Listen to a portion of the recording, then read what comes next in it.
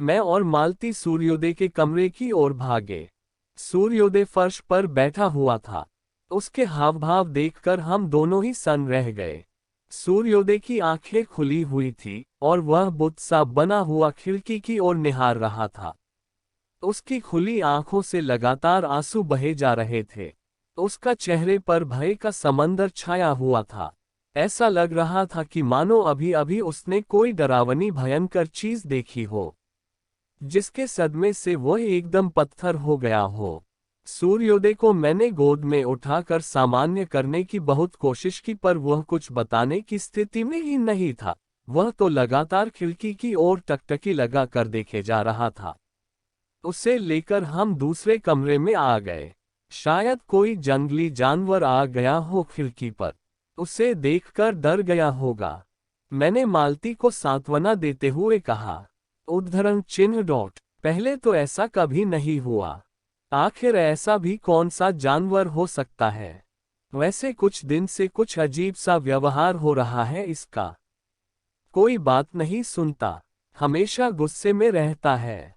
मालती और माँ दोनों ने ही सूर्योदय के बदलते व्यवहार पर गौर किया था। यह मुझे कुछ अजीब सा लगा। थोड़ी देर बाद सूर्योदय कुछ सामान्य सा हो गया था। रोते रोते थक गया था काफी, इसलिए मालती के पास ही सो गया था।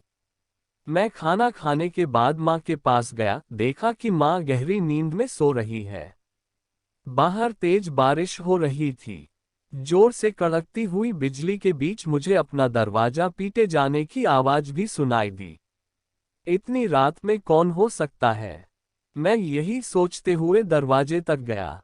लाइट तो थी नहीं, इसलिए टॉर्च के सहारे दरवाजे तक पहुंचकर दरवाजा खोला। बाहर कोई भी नहीं था। आसपास टॉर्च की रोशनी डालते हुए सड़क की ओर देखकर आवाज भी दी, पर वहां कोई भी नहीं था। मुझे लगा कि हो सकता है तेज कड़कती बिजली और बादलों की गड़गड़ाहट के बीच शायद मुझे ही कोई वहम हुआ हो। अभी दरवाजे पर कुंडी लगाकर मैं पलटा ही था कि दरवाजे पर एक बार फिर से दस्तक हुई। दरवाजा हिलता हुआ साफ दिखाई दे रहा था। आखिर कौन हो सकता है? मन में तमाम सवालों के साथ मैंने हिम्मत करके एक बार फिर दरवाजा खोला।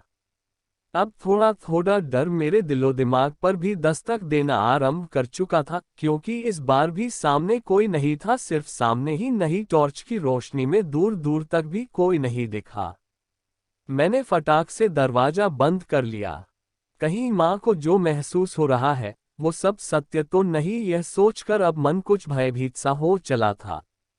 पर अगले ही पल फिर एक बार दिल को तसल्ली थी। नहीं नहीं, ये सब सिर्फ कोरी कल्पनाएं ही होती है, बुरी शक्तियों जैसी कोई चीज होती ही नहीं है।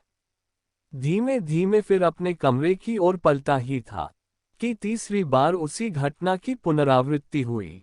अब मेरा दिल बुरी तरह धड़कने लगा था। दिमाग में अजीबोगरीब ख्याल आ रहे थे। पहली बार ऐसी स्थिति से सामना हुआ था। समझ ही नहीं आ रहा था क्या करूं, फिर भी हिम्मत करके दबे पैरों से दरवाजे तक पहुंचा। पर इस बार पता नहीं क्यों दरवाजा खोलने की हिम्मत ही नहीं हो रही थी। तभी दरवाजे के उस पार से कुछ लोगों की सम्मिलित आवाज आई, बाबूजी, दरवाजा खोलिए। जवाब में मैंने अंदर से ही आवाज देकर पूछा, कौन? बाबूजी, मैं परशुराम। और छेदीलाल भी है साथ में। अब कुछ अच्छा महसूस हुआ। मैंने दरवाजा खोला और सामने परशुराम और छेदी के साथ कुछ और परिचित चेहरों को खड़ा देख पहले तो चैन की सांस की, उसके पश्चात उन पर गुस्सा दिखाया। क्यों परेशान कर रखा है? इतनी देर से मुझसे भी मजाक करोगे तुम लोग? अब मेरे गुस्से का आश्रय सामने खड़े वह लोग शायद समझ न सके। वह ट्रेन की पटरियों एवं रेलवे संबंधित अन्य कार्य करने वाले मजदूर एवं ट्रैकमैन वगैरह थे, जो इसी रेलवे परिसर में ही बने हुए सरकारी आवासों में ही रहते थे। मैंने उनके चेहरों पर गौर किया तो देखा कि उन सब के चेहरों का रंग उड़ा हुआ है। मेरे सवाल का जवाब दिए बिना ही छेदीलाल बोला, हुजूर गजब हो ही गया। आप जल्दी चलिए साथ। मैंने झुंझलाते हुए पूछा, अरे ऐसी भी क्या आफत आ पड़ी जो तुम सबके सब इतनी रात में मूसलाधार बारिश के बीच मुझे बुलाने आए हो?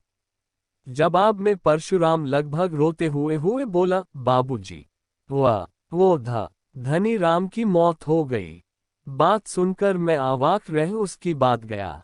क्या? पर कैसे? अभी तो अच्छा खासा छोड़कर आया था मैं उससे केबिन में। परशुराम, बाबूजी, जब देर रात तक वह घर नहीं पहुंचा तो उसकी पत्नी और बेटी उससे बुलाने केबिन की ओर गई थी। रास्ते में उन्हें उसकी लाश उस पीपल के पेड़ के पास पड़ी हुई दिखाई दी, तो दोनों भागती हुई हमें बुलाकर ले गई। वह मर चुका है बाबूजी, और उसकी पत्नी और बेटी वहीं बिलख बिलख कर रो रही हैं। मैंने जल्दी से रेनकोट पहना, छाता साथ लिया और उन लोगों के साथ घटनास्थल की ओर बढ़ गया। सबसे आगे छेदी लाल हाथ में लालटेन लिए हुए चल रहा था, उसके पीछे मैं, परशुराम और 4-5 अन्य मजदूर। जल्दी ही हम उस जगह तक पहुंच चुके थे। मुझे सामने देख धनीराम की पत्नी छाती पीट पीट कर रोने लगी, उसकी बेटी तो रो रो कर सदमे की वजह से बेहोश भी हो चुकी थी। मैंने धनीराम की ओर नजर डाली तो वह विभत्स डरावना दृश्य देखकर मेरा कलेजा ही मुंह में आ गया। धनीराम का जिस्म बुरी तरह से लहूलुहान था, उसका पेट फंटा होने से आंतें बाहर आ चुकी थी। गर्दन में कई सुराख हो गए थे, जिनसे बहकर खून बारिश के पानी के साथ मिलकर दूर दूर तक फैल गया था। कुछ दूरी पर उसकी फूटी हुई लालटेन भी पड़ी हुई थी। सारे शरीर में घाव ही घाव। उफ, इतनी क्रूरता, इतनी निर्दयता! कम से कम कोई इंसान तो ऐसा नहीं कर सकता। किसी खतरनाक जंगली जानवर का काम है यह। थोड़ा सामान्य होने के बाद मेरे मुंह से निकला। यह सब देखने के बाद मेरी मानसिक स्थिति गड़बड़ाने लगी। भी बनीगन का विकट शरीर देखने की अब और अधिक हिम्मत मुझमें शेष नहीं बची थी। परशुराम, तुम लोग धनीराम के शव को उसके घर लेकर चलो, क्योंकि अभी इस वक्त ऐसे मौसम में पुलिस को भी सूचना पहुंचाना संभव नहीं। वह लोग धनीराम के बिखरे शरीर को संभालने लगे, तब तक मैं अकेला ही लड़खड़ाते कदमों से वापस अपने घर निकल आया। धनीराम का यह हाल देखकर मैं पूरे होशोहवास में भी नहीं था। दिल बहुत व्यथित हो रहा था। अचानक मुझे अपने पीछे किसी के चलने की आवाज सुनाई दी। ऐसा लग रहा था जैसे पानी से भरी हुई उस सड़क पर किसी और के पैरों की ध्वनि मेरा पीछा कर रही हो। मैं पलटा और पीछे टॉर्च डालकर देखा तो कोई नजर न आया। मैं वापस मुड़ा, तभी मेरी आंखों के ठीक सामने ही कुछ दूर एक इंसान की आकृति का धुंधला साया मेरी दाईं ओर से सड़क को पार करते हुए झाड़ियों में गुम हो गया। मैंने टॉर्च की रोशनी डालकर उस साए को यहाँ वहाँ ढूंढने का काफी प्रयास किया, पर कुछ भी नजर न आया। अब तक मैं भी समझ चुका था कि यहाँ सब कुछ सामान्य नहीं है। कहानी जारी रहेगी।